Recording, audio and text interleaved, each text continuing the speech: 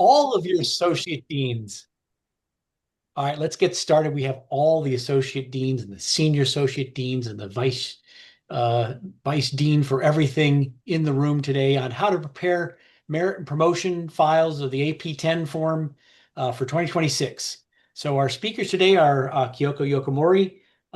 She's senior associate dean for academic affairs in the School of Medicine on the Senate side, and professor of biological chemistry and the grad advisor in her department. She is going to cover merits and promotion review for Senate Series faculty, which makes her uniquely positioned to demystify the AP-10s, as you'll hear today. And her partner today is Mohammad Helmy.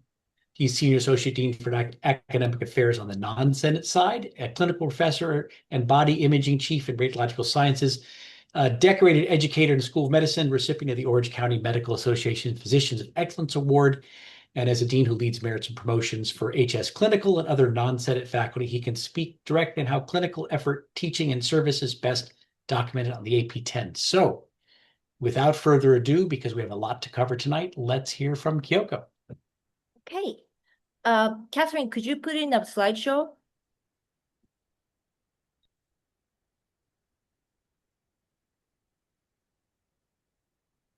Hello? Oh, yes, sorry. Yes, this should be. Click the podium icon on the lower right. Okay. And then That's you got to swap. yeah, swap it. No, not that one. One over to the left. Display setting, right? Catherine, you can click on slideshow, and then it's the first icon on the very left after you click on slideshow at the very top menu.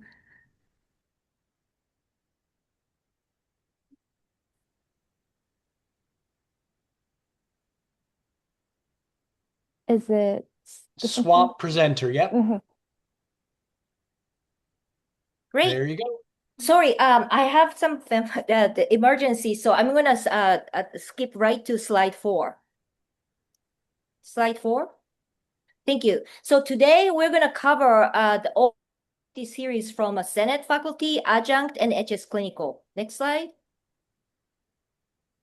So you've seen this table before. This is same across all the UC campuses.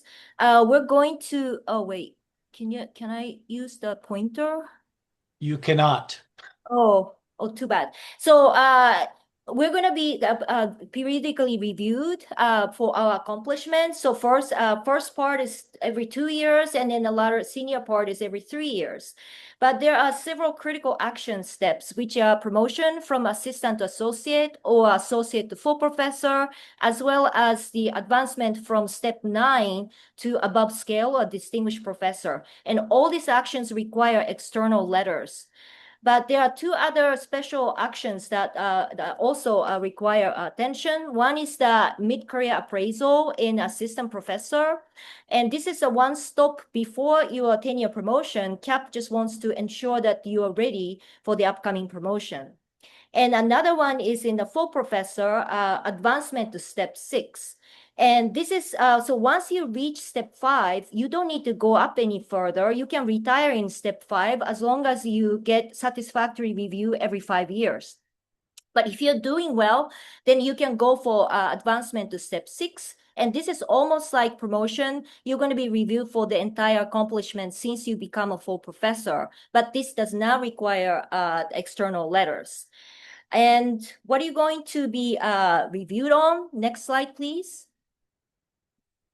So these are the 3 important criteria: teaching, mentoring, creative activities, that basically research and creative activities, and a service both outside professional activity as well as university activities. And for those of you who have clinical duties, there's a 4th criterion, which is clinical competence. And because this is a university and not research institute, so even if you're doing great in research, but if you are not putting effort into teaching, mentoring, it's going to be difficult to go up the steps and then get promoted. And so you are expected to excel in all 3 areas. For some of you, all 4 areas in this. Okay, next slide. And so this is a flow of the review process. So you're going to be responsible for preparing your file, which goes to the department. Your peer will look at it, discuss, and vote. And a representative faculty member will write the department letter. And this comes to dean's office. And most of the regular merit reviews are now decided within School of Medicine. So it's called dean delegated and review. But some of the critical actions that I just mentioned earlier, they must be going to the central committee called CAP, and then review there. And so CAP is consisting of 1 or 2 representatives from different schools. So keep in mind that most of these people are not in the biomedical science field. And most of the case, before going to CAP, the School of Medicine advisory committees will review this. Next slide. And so inline, in residence, and adjunct series files are reviewed by ARAC, clinical X series files by CXAC, and HS clinical files is CFAC. Next slide. And so hopefully by this time you had a chance to talk to the chair, and the department submitted the list of faculty members who are going to submit the files in this coming fall. And hopefully for those of you who are going for 10-year promotion, department has already solicited external letters by June 1st. Next slide. And so the review material, everything you've done within the review period up until September 30th of this fall. And so the activity you're going to do in the fall quarter is not going to be part of it. And there are different deadlines. So for example, no change, reappointments, mid-career appraisal, and acceleration, the deadline's October 5th. And the promotion and advancement to professor step 6, November 2nd, and above scale action and the regular dean delegated merit review, December 1st. And it should be noted that because CAP started to take summer break, and so any accelerated action file must be accepted by School of Medicine Dean's office by February 1st, 2027. And so accepted means that they already went through the changes, modifications accordingly, and they're ready to go to the next step of the review. And the HS clinical faculty merit file also, if it reach the office after April 1st, then they may be considered for reappointment. So please be aware of these deadlines. Next slide. So I mentioned that there are 2 different types of review. Regular merit is dean delegated, and the other critical action files, including acceleration, promotion, etc., will be going to CAP, so-called CAP delegated. And there are differences in the file preparation. So I'd like to summarize that first. Next slide. So CAP delegated Senate review file, so you must fill out this AP-10 addendum, which is the form that you're going to put all your accomplishments in all 3 to 4 review criteria into. And you must make sure to use the newest version. And all the information during the review period, not before or not after, but during the review period must be included in this AP-10. And that's the primary material the CAP is going to review. But CAP also wants to have perspective, and so they want you to submit the CV so they can look at your lifelong accomplishment as opposed to what you've done during the review period. And the important thing is that publication numbering must match the AP-10. Okay, and for those of you who are going for promotions, you need outside letters. Although it's not a solid requirement, but both AP and our office strongly recommend that 1 to 2 department nominated, non-conflicted letters should be from other UC campuses because they know how this merit promotion is. This is particularly important for clinical X series because outside university, they may not understand the fine nuance of clinical X series, and they might write something that ding your, for example, lack of funding. And another important material is the 2 pieces of evidence of teaching. And this is very important. And one of them has to be teaching evaluation by students. And so those of you who are in chalk or VA, and then it's not a really common practice to collect teaching evaluations, please contact your affiliated department admin support. And so even giving a one lecture, if possible, you should get teaching evaluation. So this is very important. And the second piece of teaching evidence for teaching excellence, most commonly it's a reflective teaching and mentoring statement. Before it was the requirement, but now this year AP made it sound like it's not a requirement. It can be replaced by a peer evaluation letter. But most of the time, faculty writes this teaching statement. And three teaching self-statements, including reflective teaching mentoring statement, research statement, service statements. These are not required, but we strongly recommend you include this, especially if you're going for promotion or acceleration, to really try to put your accomplishment in a context. And I'll come back to this self-statement a little bit more later. And these 3-page max, that doesn't mean you have to write up to 3 pages. CAP really appreciate a shorter, succinct statement, usually like 2 pages. All right, next slide. So if you go to the AP website for forms, this is what you see. And right now, the newest AP-10 form said April 2026. So make sure you're using the newest form.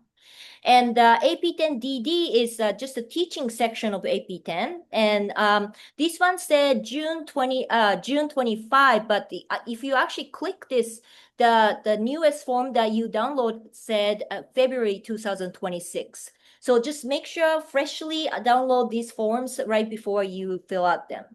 Okay, next one. Next one. Okay, so Dean Delegate review file is the file that we utilize this AP-10DD. So from last year, they made it kind of try to make it easier. So instead of filling up the entire AP-10, they ask you to just fill up the teaching mentoring section of called AP-10DD. And the rest of it, you can just update your CV and highlight the things that you've done during the review period. And you can just done with that, right? But you can also choose to fill out the entire AP-10. And in that case, please also attach your updated CV so that reviewer can compare your lifelong achievement versus what you've done during the review period. And 2 pieces of teaching evaluation, teaching effectiveness is the same as the CAP delegated file. You need to get student evaluations. And one other evidence, most likely it's a reflective teaching mentoring statement. And in this case, it should be less than 2 pages. And the self-statement, the length is also different. So for the Dean delegated files, it's 2-page total, including research service. And if you want to have separate teaching statement, then you can just write about research and service within 2 pages. If you decided to use some other evidence for teaching, you can discuss all 3 within less than 2 pages. Next slide. And I'm going to skip this, and Dr. Helmy will come back and elaborate on this. The next slide. So I just wanted to reiterate that preparing the files, effective files, is really important for your accomplishment to be properly recognized by CAP and ensure that the approval of your merit and then promotion advancement. And the department analyst cannot extract information from your CV and put it into AP-10. AP-10 is just much more fine nuance than that. So please try to take some time to prepare the best file as possible. Next slide. Okay, so I just wanted to raise 3 points from the recent AP summer update. And also, I wanted to talk about one more thing. So first is this middle one, inclusive excellence. So from last year, we are no longer be able to attach separate diversity statement. Instead, in AP-10 and AP-10DD, they have contribution to inclusive excellence for each review criteria. And please do not write a long essay in this section. This should be a bullet point of a specific activity you've done related to that review criteria, like teaching or research or service. And so please make sure that you write this succinctly. Okay, next slide. So the achievement relative to opportunity, ARO, it has been around, but it has become much more emphasized now because of the NIH turmoil last year. And so if there's any hardship that prevented you from really trying to accomplish, what you wanted to accomplish, you can explain this in your personal statement, okay? And I don't have time to go through each examples, but you can read about it. But I just wanted to point out that if you get NOA from NIH saying you're going to get this much funding, but actually you get further cut, and you only got part of it, then the AP recommend that you put that information in your AP-10 funding section, okay? All right, next slide. Okay, and then coming around to the self-statement, which also called personal statement. AP now emphasize a lot about reflective statement. So which means that, for example, teaching mentoring statement, there's no point of citing really praising a review from the mentees. The CAP reads everything, so they'll look at those positive comments. There's no need to copy that into your statement, but rather what CAP wants to see is you pick the bad statement or criticisms and explain how you respond to these negative comments and improve your course. That's what CAP is looking for. So make sure what you write is really reflective and analyze what your accomplishment was, and then properly write that, explain that as objectively as possible. And for the research statement, because bioRxiv preprint is no longer allowed to be on AP-10, self-statement, research statement is the place that you can mention it, right? So you have this preprint, it's in the pipeline, it's under review. You can explain that in your research statement, and CAP may consider that as sort of the upward trajectory. So it's worth mentioning in your research statement, but not in AP-10. And similarly, if you have IRB protocol approved, which is a lot of work, but it's not funded and hasn't been started, please do not list in AP-10, but you can explain that in your research statement. So, okay, so next slide. And this is taken from the AP summer update. And so you can read it and see what CAP and AP are really looking for. What they're looking for is the context of your accomplishment, which is not apparent from the listing in AP-10. So please take advantage of this self-statement and then do that. All right, so that's it for me. And please go back to slide 15, Catherine. All right, thank you so much. All right, good luck, Kyoko. Okay, And thank you. we'll have Mohammad take over from here for HS clinical things. And somebody's posted the comments. The recording is going to be available in a few days. They're actually put up pretty quickly, so they'll be on the dean's website. Go ahead, Mohammed. All right. Thanks, Brian. Thanks, Kyoko. So I'm going to cover, I'm going to emphasize mostly the HS clinical non-Senate aspect. There are still relevant points for Senate faculty. I'm going to invite my colleagues to jump in on those areas, basically, to fill in the gaps and highlight any differences. So for HS clinical, it's really mirroring what Dr. Yokomori had already mentioned. We don't have an abbreviated AP-10 form, so all individuals who are paid faculty are expected to submit an AP-10 form. That's the primary mode of documenting your activities, and it is limited to the review period. That may be a merit, it may be through an MCA or a promotion or higher. And a reminder to please try to use the 2026 version. Hopefully your department analysts are helping you utilize the right version and make any corrections that are needed. We don't want to necessarily send things back and have people copy and paste and duplicate their work. So if we can get the correct version up front, that's always most helpful. CV is the next most important element, and CV is required for all actions as well.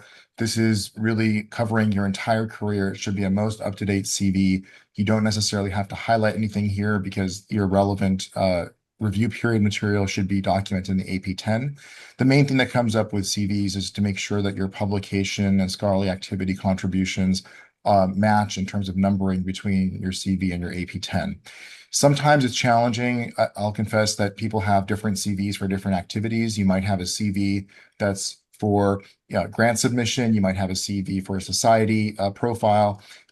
If you need to keep a separate CV to match your AP-10, do so, but it is important that this is a major issue that we get audited on to make sure that the numbering on publications matches across both platforms.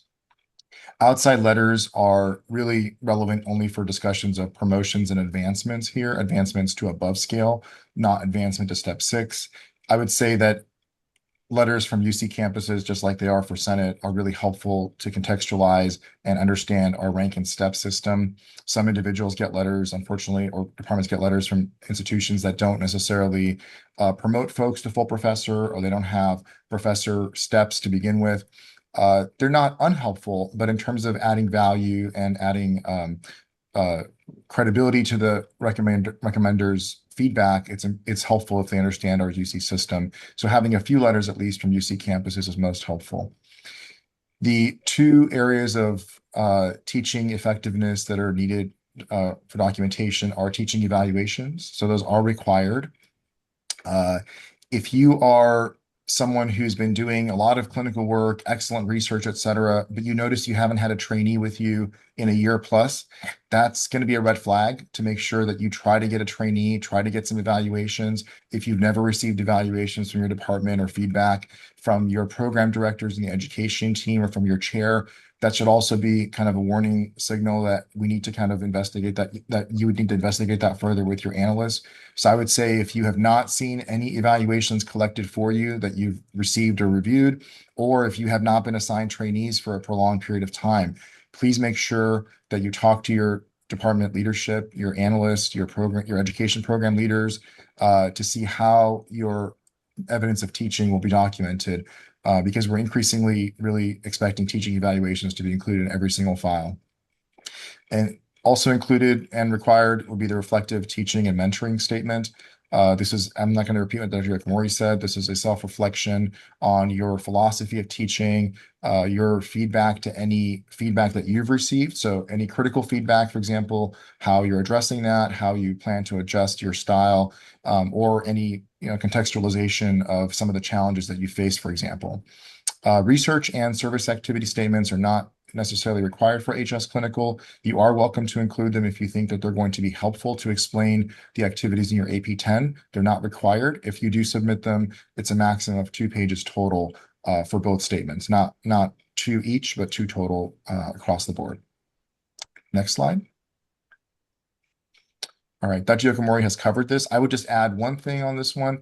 The faculty member collecting teaching evaluations, that there should be an asterisk next to that. You really should work with your department leadership and your department analysts to be collecting evaluations for you. You can help direct them to say, I've given these lectures, I've been teaching these individuals, or I have, for example, medical student evaluations, and they can gather those for you. But we don't necessarily encourage folks to send out a poll, for example, at the end of their lecture. There are exceptions, of course, but in general, you should be working with your department leadership to be able to get those evaluations collected for you. All right, next. Dr. Yokomori covered this, so we can skip forward a little bit more. Yep, and I think we're going to start at the AP-10 actually. So, all right, so I have the enviable job of going through this form, which is everybody's most beloved form, I'm sure, within UC. If you haven't filled it out yet, you're gonna love this. But we'll try and go through the highlights. There's a lot of information on these slides. A lot of this activity, or a lot of this detail was designed for your department analysts to get trained on so they can help give you feedback. So there are some details here that I'm not going to cover. Definitely welcome. I'm open to questions and we can answer questions as they come up, but I'm going to highlight the stuff that's most commonly a factor for the faculty to take care of. So let's go to the next slide. All right. The first thing to highlight is note the review period. This should ideally be pre-populated by your department analyst. It will let you know that your current action is looking at activity between October 1st of this year and September 30th of this year. If you were hired just recently off cycle, then your start date might be different, but the end date will always be through September 30th of the year in question. And so just make sure you pay attention to that as you are filling in this form. You don't want to include material that falls outside of the review period. Let's say that you've been a program director for 6 years and the review period is 2 years. Obviously, you would include that. But if you have something that ended before the review period or started after September 30th, that would not be included. All right, and just a reminder to use the most current of these. In terms of your UC employment history, that it will usually be provided by your department analyst. It's a good idea to check that and make sure it's consistent with what you have in your records as well. But usually that's a collaborative effort between you and the department analyst. Next. All right, so I kind of got ahead of it, but that's same idea here. You'll have each column filled out. We're looking for title and rank. So the title will be assistant professor. There are other titles that don't apply to our discussion today here, but it'll mostly be assistant, associate, or full professor. If you were a clinical instructor, that would be there as well. If there's an associated step, which there almost always is, you would have the step listed and your percent time. So you may find that you're duplicating your time as assistant professor step 2. If you were 100%, then went to 80%, you would list those out as 2 separate entries, and then the department here. You can list joint departments. So if you have a joint appointment in a different department, that can be listed here. You'll get some additional instruction from your analyst as to whether to include that in a different section or not under B. But this is where section 1 is where you would include other joint appointments across departments. Okay, next. All right, so the bulk of section 2 is it's all about teaching and mentorship. And it's really important to keep in mind, especially for HS faculty and the expectation also for Senate faculty, that teaching is required. And it has to be good teaching, effective teaching, ideally, one that evolves over time so that you're keeping up with the times and you're getting good evaluations. This can take on many different forms: classroom, lab, sim sessions. If you're in the clinical environment, it could be wards or clinics or OR time, procedure time, for example. It may involve teaching medical students, residents, fellows. This is for the clinical side of things. There's also teaching that happens for graduate and PhD students, or postdocs. I'll let my colleagues jump in at the end of this slide to comment on that as needed. As always, more weight is given to activities which actually generate evaluations that reflect on your teaching and give feedback. That, again, will be at the with the assistance of your department administrators and analyst. So under the Senate side, Dr. Cummings, do you want to add anything on the Senate side of things? Not really, other than you're not going to get a teaching evaluation from your graduate students, but you certainly want to list, and there's sections to do that. You're listing what advisement committees or who's rotated in your lab and that kind of thing as part of people that you're teaching or mentoring. And we'll go through the subsections where that would become relevant. Keep in mind that this section also includes mentorship, which we'll talk about in a little bit later. Mentorship of faculty, so mentorship of junior faculty or career mentorship for other faculty is not considered part of section 2. So you would list that under section 5. By the way, some of these I had to turn in my own file this last year. And I made some mistakes as well. So I will let you know upfront which mistakes I made. And my department analyst who's on this call can, take credit for catching those and correcting me. So one of the things I did incorrectly is I put faculty mentorship under section 2. That's wrong. It should go under section 5. So just a reminder, junior faculty or career mentorship goes elsewhere. Next slide. Okay, so again, I don't want to go through every single one of these because we're only here for a finite amount of time. But basically, you're going to be looking at courses that you've taught within UCI. If you've taught something and you're not sure if it has a designated course number, check with your analyst. This will include courses that might be for undergrads, for graduates, which usually start with a 2 series, medical students with a 5 series or 6 series if they're core or elective. So you'll know it'll have a course number, and it can be within UCI and other schools as well. So it doesn't have to be limited to School of Medicine. So any teaching activity that has a designated course assigned, you would list it here. Make sure to do your best to estimate the percent that you have taught personally, how many instructors were involved, what the enrollment was like, if you can gather that information.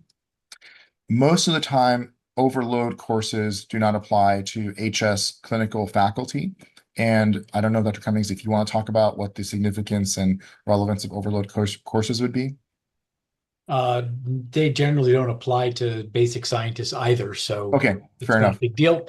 All right. I would just point out at this point, as you're drowning in the overwhelming amount of information, don't worry, these slides will be posted on the Dean's website as well, so you can see these individual slides. Go ahead, Mohammed. Great reminder. Okay, thank you. Next slide. All right, next slide. Okay. Nope, next one. Sorry. Yeah. All right.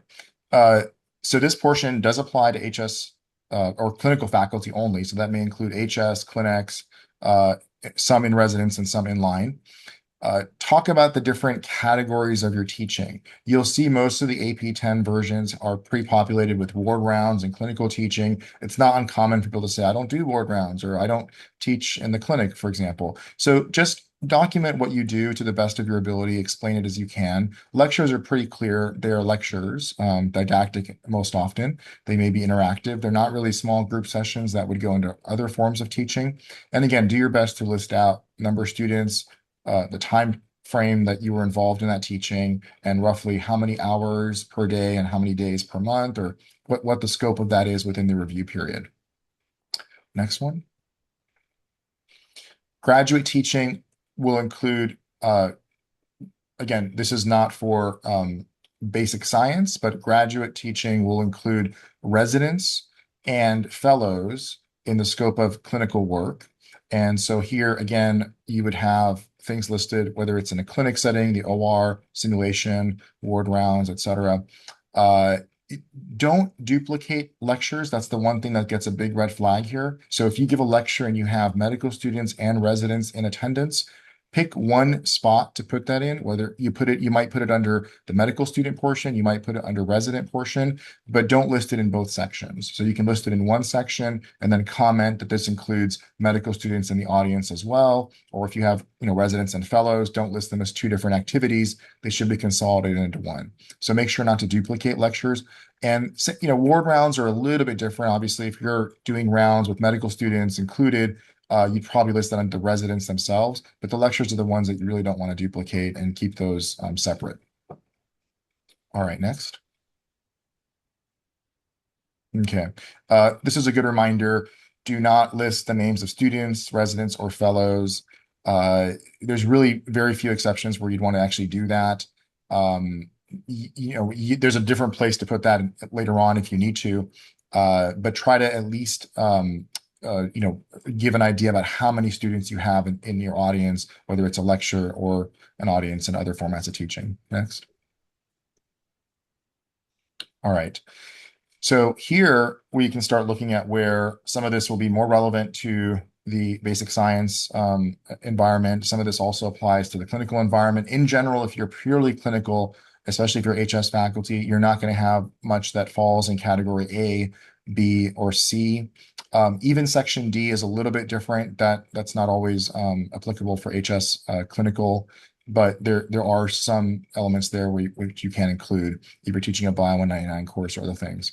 So here you want to include, again, the dates that are relevant, the individuals, what your role was, not the role of the student, but what your role was and what department it falls under.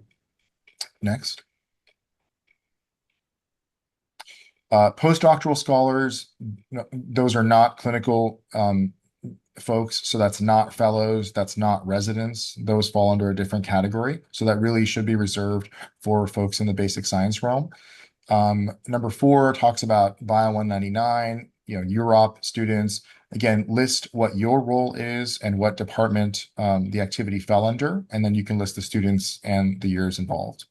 Other research or teaching supervision is where the bulk of other mentorship will happen. So if you're teaching and mentoring other individuals, maybe you're mentoring pre-medical students and undergrad or high school students, or you have outreach that is still within the domain of UCI, that's where you would list a lot of this. Or if you have residents and fellows that you mentor in their research activities, that's where this would be listed here.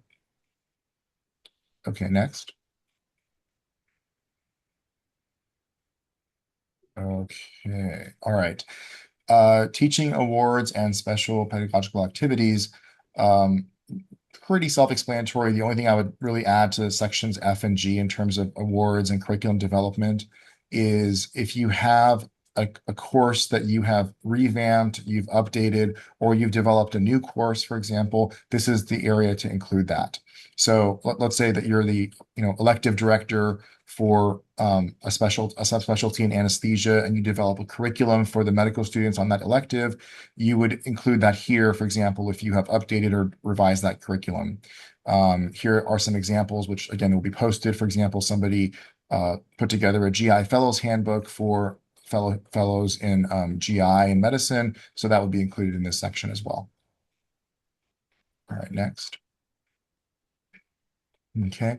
Part H, and this will be relevant in all different sections. When they talk about professional development activities related to blank, that's really talking about the ways, things that you've engaged in that have helped your own personal professional development, not that you gave professional development sessions to other individuals. That would be considered mentorship or leadership or service. So these are activities that you would be engaged in that have helped you become more productive, more effective as a teacher, for example, or as a mentor, or have highlighted areas, for example, that have made you more robust in those arenas, or for example, development workshops on flipped classroom, things like that. Those are all areas that are your own personal development, professional development, and that'll be relevant to other sections as well. So this again refers to your own development, not the audience. And then lastly, contributions to inclusive excellence. I won't go into this too much. Dr. Yokomori covered this, but every section has the same section for or subsection for contributions to inclusive excellence. Here, try to keep this succinct with bullet points.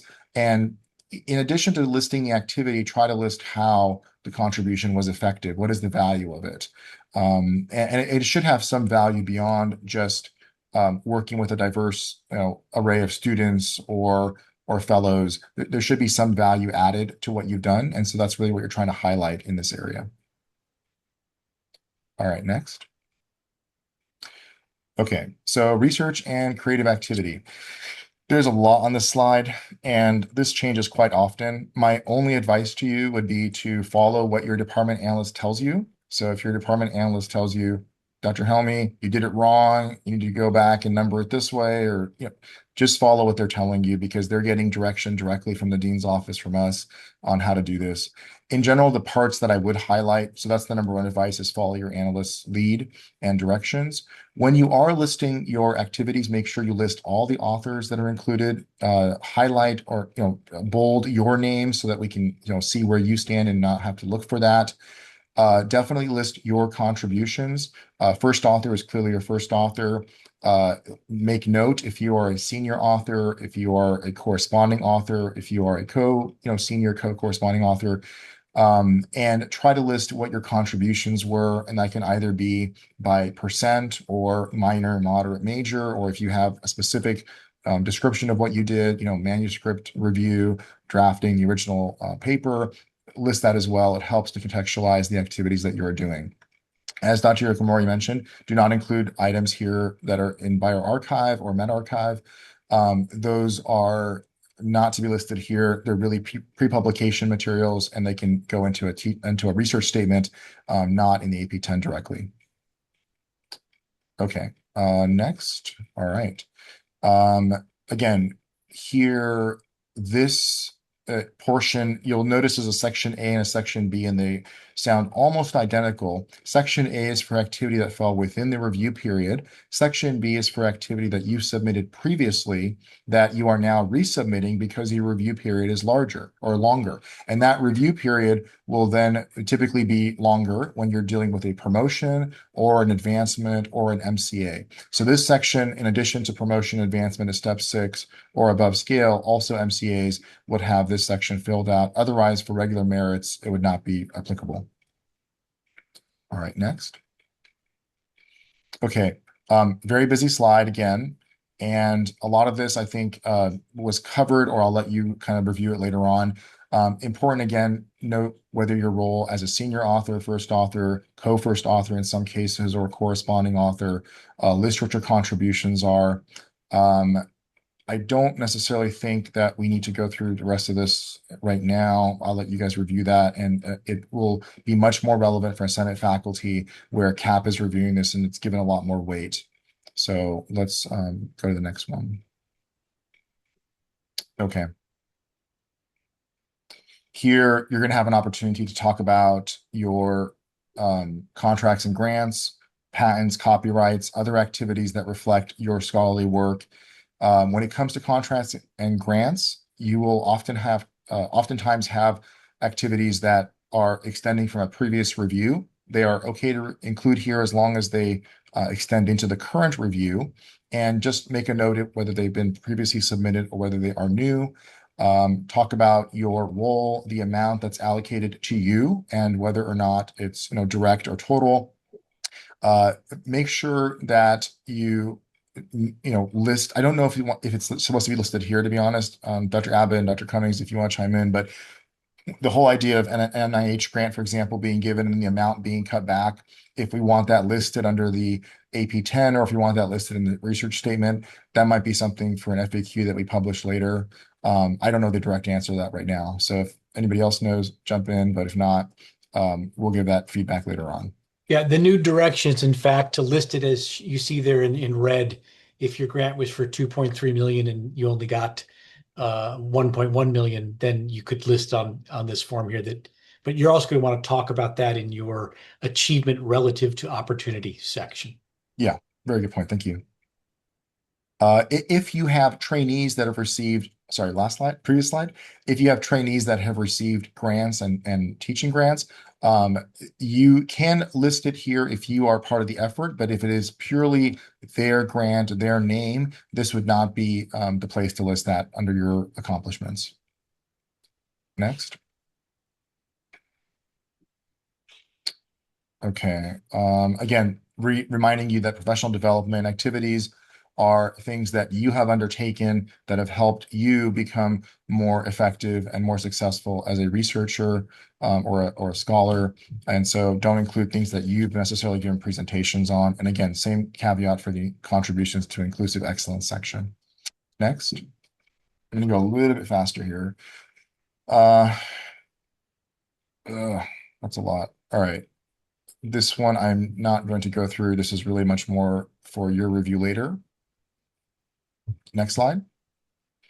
Okay. Section 4 talks about your activity. For those of you in the clinical realm, really, how is what you are doing, being recognized clinically beyond UCI? And so things like awards, recognition, honors, if you have media coverage, somebody talking about the work that you've published, or a surgery that you did, for example, or some accomplishments, those are all things that are external to UCI, which are acknowledging your reputation and your professional competence. So being involved as a member in societies, being on society committees or task forces, those are all things that be relevant under this section. If you are a grant reviewer, manuscript reviewer, journal editor, you work on in an NIH study section, for example, those are other areas that would again highlight others' recognition of your expertise and accomplishments. And so that's where you would include that here. The part that people most often spend time on would be the invited and accepted lectures and presentations. Those are broken down in the AP-10. We'll look at that in just a minute. Invited lectures are, again, ones where somebody reached out to you and said, hey, we'd love to have you come over and give us a grand rounds or talk about this or that. Usually it's going to be from other academic institution, educational institution, or government institution. Accepted presentations and abstracts and lectures are ones where you've submitted something, it's been reviewed, and it's been accepted. Technically, yes, you've been invited to give that lecture, but it's after you've submitted. So that's the distinction between what's invited and what's accepted. All right, let's go next. Okay, so again, honors and awards, you'll list the dates and the description. Memberships, same thing. Memberships here talks about professional memberships. If you're a membership of your clinical competency committee in the department, that does not go here. That is considered a service activity. If you're a member of your board certification, if you're a diplomat, technically that would not go here. So things where you're a member of a committee, that's not what's implied or connoted by memberships here. Next. Okay, so again, for each section, you want to list the dates as precisely as you can, at least the month and the year, the description of what was done. This could be the title of the talk, whether it's a Zoom presentation, a poster presentation, a podium lecture, and then the institution that was involved. Obviously, the presentations at UCI will all be at UCI, but they may be in different departments or different schools. And again, the distinction between what's an invited lecture versus what's an accepted lecture, you'll see examples of that when we release this at the end. Okay, next. Media appearances, your contributions to outside entities. That could be through society membership and leadership roles. It could be steering committees, task forces, etc. That's all information that you'd list in this section. Next. Here, again, as I mentioned, if you're a journal editor or on an editorial board, if you actually review manuscripts and journal articles, this is where you'd list those contributions, and you'd list ideally the name of the journal, the dates that you were involved, standing committees for funding agencies, for example, their boards, that would be listed here as well. And if you're being asked to review, to serve as a referee ad hoc, you would list that here as well. This is not where you would list, for example, if you were a referee for somebody else and you wrote a letter of recommendation or a letter of evaluation for them, that might go under the service section. This is really for reviewing and refereeing proposals. Next. Okay, so the rest of this I'll kind of leave again, reminder, professional development, inclusive excellence. I won't repeat myself here. Thank you. Next one. Last section is the service section. And under service, university, really, when you hear university, it's referring to the University of California. So you'll see that there are 4 different areas that service can fall under. It can fall under the department, that's the lowest level to begin with, the school, in our case, a school of medicine, campus-wide, so across UCI, between schools, for example, between different organizational units, and UC-wide. So when we talk about university system-wide service levels, that's really UC-wide. That's either at the UCOP level or things that happen between University of California campuses. So between us and UC Riverside, UCLA, UC Davis, for example, those would be considered UC-wide committees or task forces, for example. Hospital committees, I made this mistake too, by the way. So I put my hospital activities under campus, got a slap on the wrist, even though I had been pushing for that in the past. We've come to a consensus they're going to go under school now. So if you have hospital, UCI health activity, health enterprise activity, that would default to going under the school section as opposed to the campus section. The exception would be if you collaborate, for example, with School of Nursing, School of Pharmacy, some other schools, those individual activities can be listed under campus, but otherwise the default will be under the school section. I would say, back one, sorry, not yet. I would rephrase this and say less service is expected from assistant professors. What I would say is that assistant professors have a lower bar to achieve for service as opposed to associate and full professors. We still expect assistant professors to provide service, but the emphasis is usually on building their clinical and research portfolios and their teaching activities as opposed to, contributing outside of the department. So usually if there's service from an assistant professor, it's not unexpected that it'll be only a couple of activities, usually at the department level, and that's acceptable. But As a full professor, we expect individuals to extend beyond that. So your service contributions should be increased and much more than they were maybe 10 years prior. I would just add quickly, an assistant professor, their service should be something that's beneficial to them as well, so that you Sure. are, if you use animals, you should be on the animal use committee or something that helps you get connected into a wider audience. Yeah, excellent point. Thank you for clarifying that. Yeah, that's a really good point. So again, if you're looking for a mentor, if you're looking to work with your chair or leaders in your department to help guide you, keep that in mind. You do want to have service, but you don't want to necessarily engage in things that are not productive for you, number one, or that you spend. Well, okay, that's all I'll say. Not productive for you. So they should be efficient and help you be more effective as a physician scholar. Next. Okay, so here again, we're going to list dates. Ideally, well, it can be just the year. If you have certain months, you can list those as well. A description of what you do. If you have an activity that involves a lot of nuance and you'd like to include that in your summary service statement, you can include that there. Here, it's fine to include a few bullet points. So as was done here, for example, the School of Medicine Mentoring Committee under school, this committee you can describe basically what it involves, but it would be more prudent to, if you have a lengthier description, like 2 paragraphs, that would be more appropriate for a personal statement as opposed to, taking up room in the AP-10. Okay, next. And again, same comments on professional development and contributions to inclusive excellence. Next slide. All right, so here are some examples just to make this tangible. So at the university system-wide, this is across the UC system between campuses. So there are certain task forces, advisory committees that are created by UCOP or that are collaborative. So for example, recently we had a Going Green initiative between campuses on how to reduce, each campus's carbon footprint. That's something that spanned across multiple, campus domains. We might have specialty specific, like melanoma, consortium on how to treat melanoma, for example, lymphoma. Those might be things that, again, if you're collaborating across campuses and there's a formal committee for that, that would be something that you would list under university.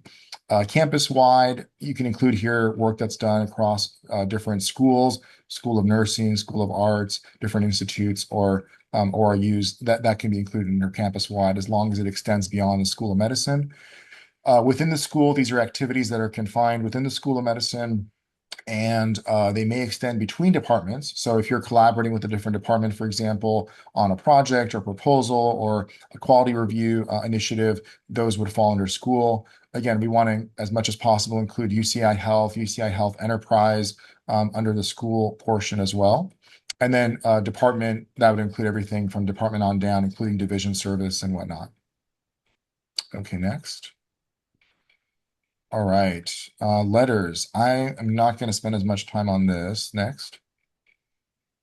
Okay, so this is just to give you an idea. Your department analyst will be the main person helping you, and my best advice is to follow their lead. There shouldn't be too much that you are doing as a faculty candidate, short of proposing names of individuals on the outside that may serve as referees of your file. And this will only apply again for promotions and advancements above scale. And so please do not reach out to individuals that you may be listing their names to write letters on your behalf. That should not be happening.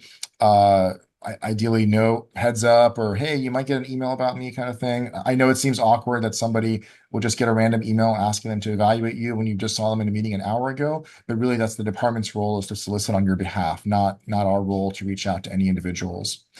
And so the specific details here, again, work with your analyst to understand what is, they'll determine which letters actually meet the criteria, how many are needed, and there are some nuances for HS, which I won't go into here. Next. Okay, now many of you may be asked to write department letters, and depending on your department policy, it may be consolidated into one person, or it may be multiple faculty writing department letters across the board. Try to keep your department letters short. It's a lot easier to read through and get the details that you're trying to convey.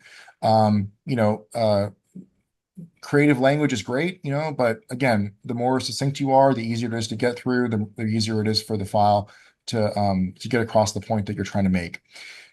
Try to avoid re-summarizing all the information that's in the AP-10 or in the CV. We kind of already have that. It's okay if you want to extract certain elements to highlight major accomplishments from the AP-10, but really the main emphasis here is context. You really want to contextualize the faculty members' accomplishments relative to what maybe they had done previously. So a trajectory of improvement, for example, relative to what others are doing, relative to what the department norm or expectation is. Those are all things that we should really try to emphasize in here. I'll highlight the CAP comment here. CAP understands the context, help CAP understand the context of the activities. So you want to really say, well, Professor so-and-so, Professor Cummings was on this committee, and that was commendable because it was the first time ever that somebody from our department was recognized in this arena, and he got to provide a voice, for example, for the department or for the school. Those are accomplishments that are not just, oh, I see he started in this committee. Tell us why it's important and why it's noteworthy. And contextualize anything that's negative, for example, in teaching evaluations, or if there are perceived shortcomings. We were extremely short-staffed for the past 2 years. We really had to pull all our faculty off of committees, and so that's why Dr. So-and-so may not have necessarily been engaged as many service activities, because we had to pull them to cover the clinical service, 24/7. That's important information to include here in the department letter. All right, next.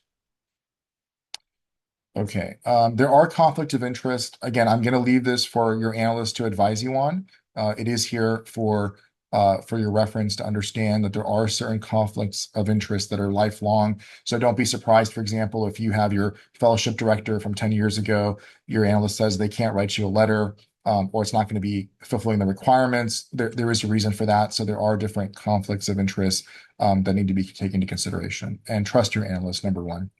Next. Okay, next. We are going to not go through stop the clock here because this has been presented in a previous session. And I think the last part is accelerations. We're also not going to go through those unless there are questions. Is that right, Dr. Cummings? I think we're going to stop here. That is spot on, Mohammed. All right. Thank Thank you you. so much. So with that, we'll open the floor up for questions.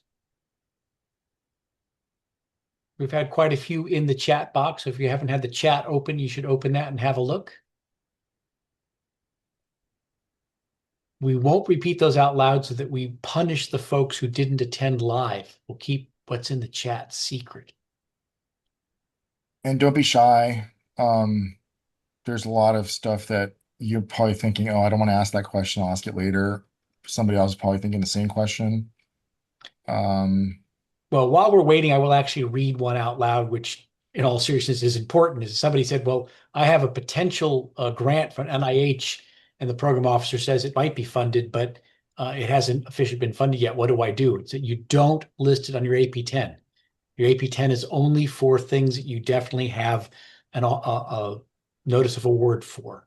So you would cover that in your research statement and explain why it's been delayed, or what the holdup is, and what your program officers told you.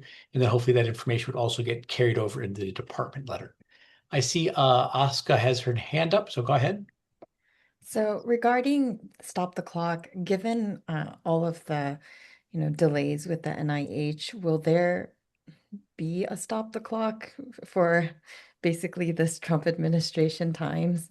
I think only a third of the grants are, or what normally is funded, the number of grants, only a third of that has been issued this year. So I don't know the full answer for that. My partial answer would be that is in fact what the achievement relative to opportunity is specifically there to address. So you're going to write in your research statement that I submitted 29 grants, but the panels are shut down or they were closed for 12 of the months of and you're to explain that in your research statement. Dr. Abbott, do you have something to add to that?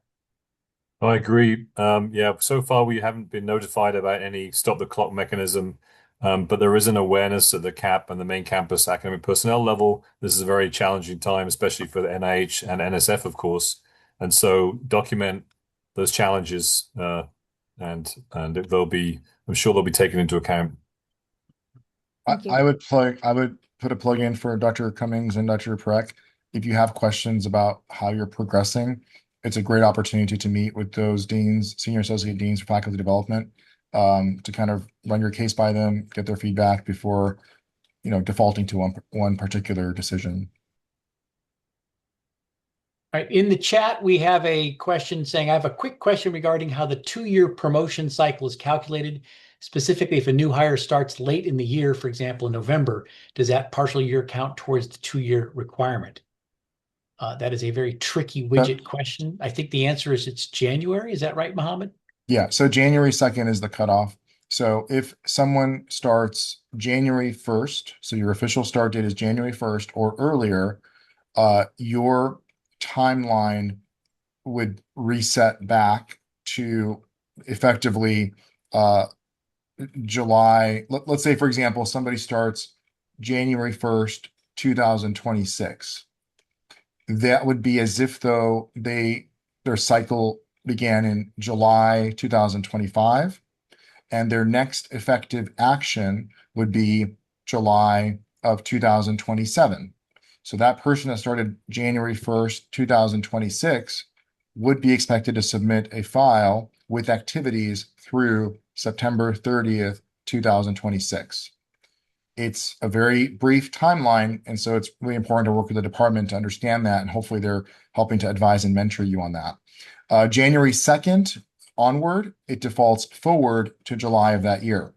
So somebody starting on July 2nd, 2026 would default forward to July 26. Their next action, effectively, if you're on a 2-year cycle, not professors, they would be 2 years later, July of 28. So they would submit their materials in September 2000 or by September 2027. So yes, it makes a difference, and January 2nd, as Dr. Cummings said, is the cutoff.